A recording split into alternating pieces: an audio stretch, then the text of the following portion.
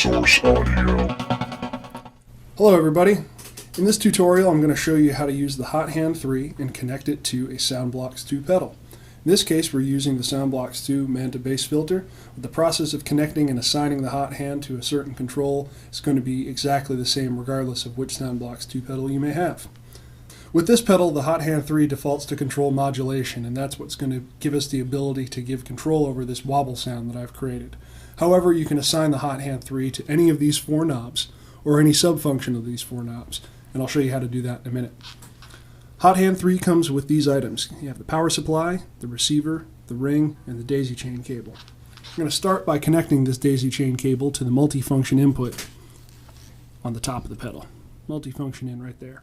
It's important to use this cable because this is a specialized 4-conductor cable, as you can see by the 3 rings that are on it.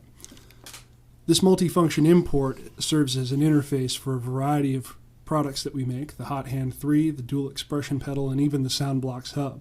So its ability to send and receive, in this case, analog or digital information, that's why this special cable needs to be used.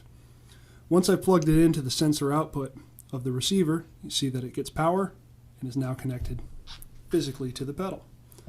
The ring has a little button on the side, turn that on. Light will turn on and go solid, as well as the status light will turn on and go solid too. If you still see these blinking and it's not connected properly, just turn it off, turn it back on again to make sure it connects. So now we're linked up.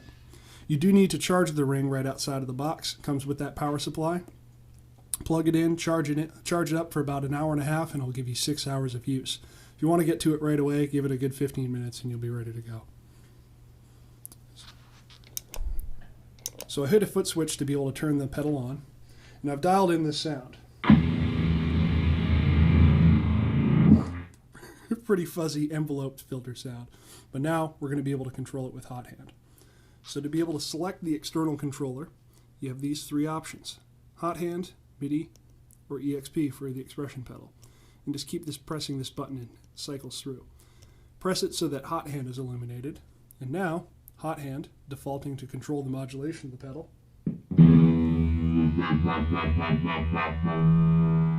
is ready to go. It's as simple as that. Now say I want to assign it to a different function. In this case, say I want to assign it to drive. I select what parameter I want to adjust, in this case drive, press and hold the control input button till the LED starts to blink.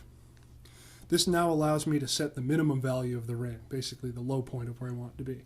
So drive, I want it to be all the way down. Press the control input button again, it begins to blink fast. Now that I set the maximum value, all the way up. So I'm going from the lowest point of drive to highest point of drive. Press control input one more time, LED blinks and goes solid. So now the Hot Hand is controlling the amount of drive. It's no longer controlling the wobble of the signal, so this is going to be a weird sound, but you get my point.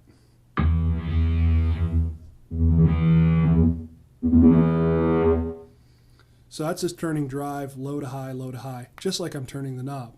I can do the same process for an expression pedal too. I'll show that in another tutorial.